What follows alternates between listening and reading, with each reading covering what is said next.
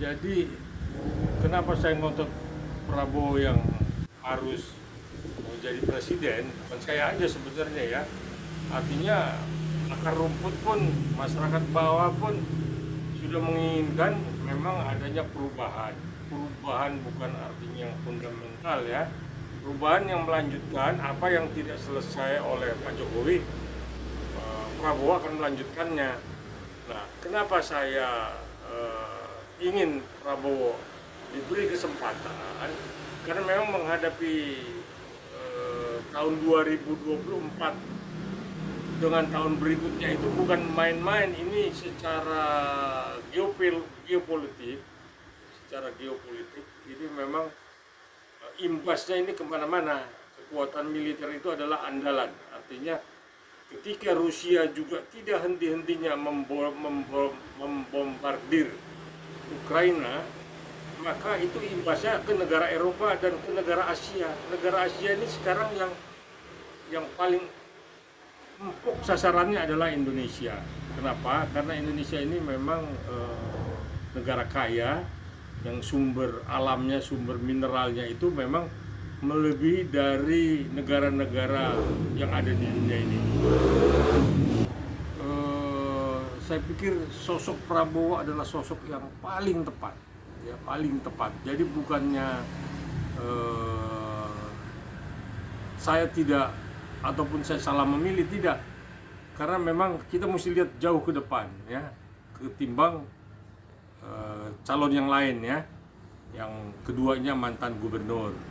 Nah, Prabowo ini kan mantan militer dan sekarang pun kedudukannya sebagai Menteri Pertahanan Keamanan, yang memang secara global dia tahu teknik militer bagaimana mengamankan Indonesia ini dari ancaman. Kita jangan dibilang tidak ada ancaman, semua mata dunia itu terutama negara-negara superpower ya, itu memang melihat Indonesia ini punya potensi untuk direbut karena sumber kekayaannya.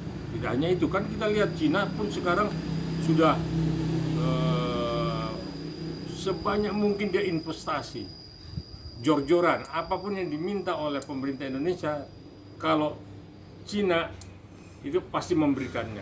Kenapa? Karena dia ada kepentingan juga, selain mineral juga masyarakatnya yang ada 1,4 miliar itu kan juga mesti dibagi-bagi ke seluruh penjuru dunia, utamanya Indonesia.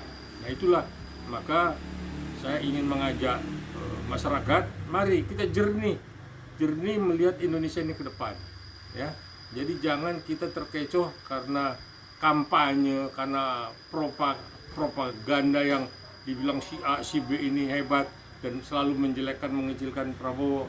Ini yang harus kita harus benar-benar melihat ini secara matang. Jangan lihat track record, itu dipakai dasar untuk memang menjelek-jelekan dan untuk menjatuhkan. Tidak, kita udah lihat berapa tahun ke depan ini kan Prabowo cukup hebat dan cukup juga memang dekat, dan memang tahu, Jokowi tahu kemampuan dan kebolehan dari sosok Prabowo. Saya pikir kalau oligarki ya oligarki lah, dia kan memang siapa yang menang dia pasti ikut yang menang lah, namanya juga oligarki kan pedagang, semua mau cari cuan kan. Nah beda dengan yang nasionalis ya, beda yang dengan memang yang punya prinsip ideologi Pancasila ya, begitu kuat nasionalisnya ya. Nah ya, kalau yang namanya pedagang siapa yang menang pasti ikut yang menang lah. Dari zaman penjajahan dulu kan mana oligarki juga kan, dia pedagang juga, dia nggak berpolitik, cuman dia memang membiayai ya, dia kadang memang salah dia mensponsori, tetapi ya itu dari risikonya.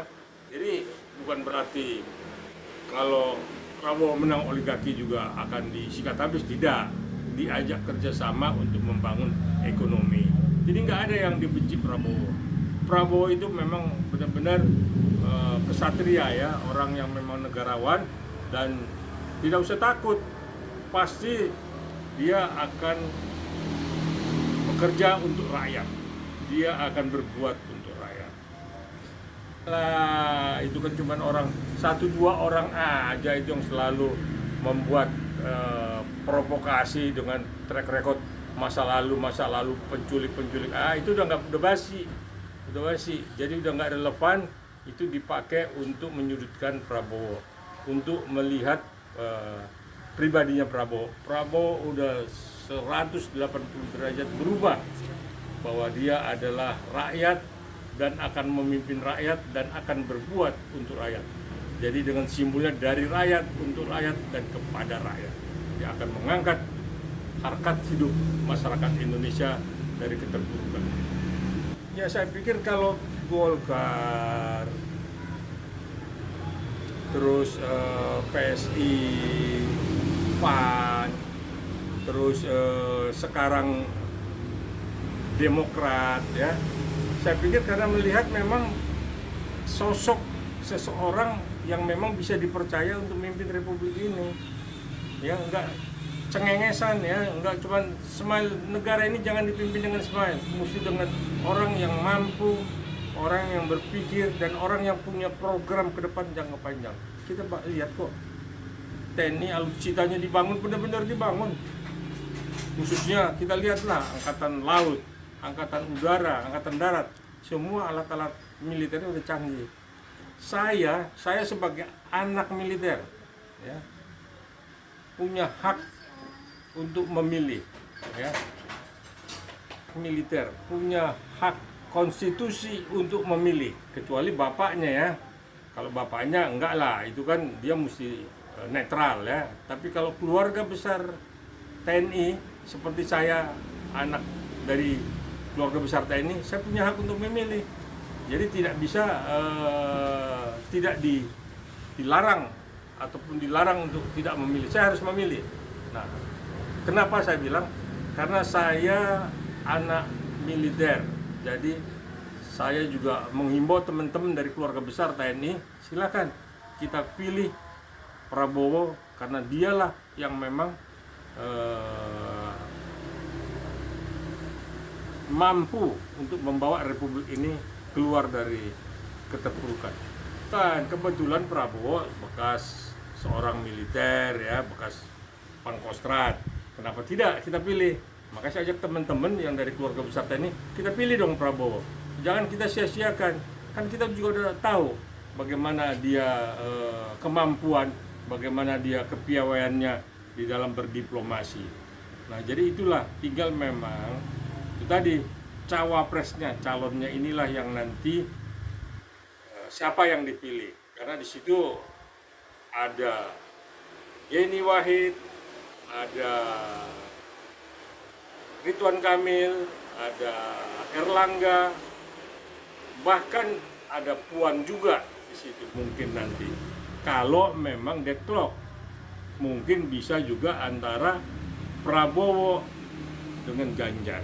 Tapi walau alam, ya, kita nggak tahu, ya, apakah memang deadlock nanti akhirnya Pak Prabowo dengan Pak Ganjar ini bersatu, tinggal siapa yang nomor 1, siapa yang nomor 2, itu ya tinggal di loteri aja. Tapi yang jelas Prabowo is the best, dan kita harus memilihnya. Jangan salah pilih, jangan salah kita menempatkan orang yang gara-gara money politik kita akhirnya 5 tahun ke depan susah, dan kita nggak tahu juga geopolitik dunia ini benar-benar nggak main-main. Jadi kita harus melihat seseorang itu hari ini dan ke depan. Jangan lihat ke belakang seperti segelintir orang yang hanya memojokkan Prabowo. Ada, itu kan memang lawannya saja yang membuat itu menjadi pembicaraan, menjadi hal-hal yang tidak menarik lah.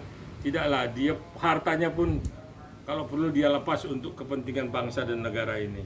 Jadi nggak ada karena dia kepengen berkuasa, karena mau menyelamatkan hartanya. Tidak, dia tidak itu lagi kesana arahnya.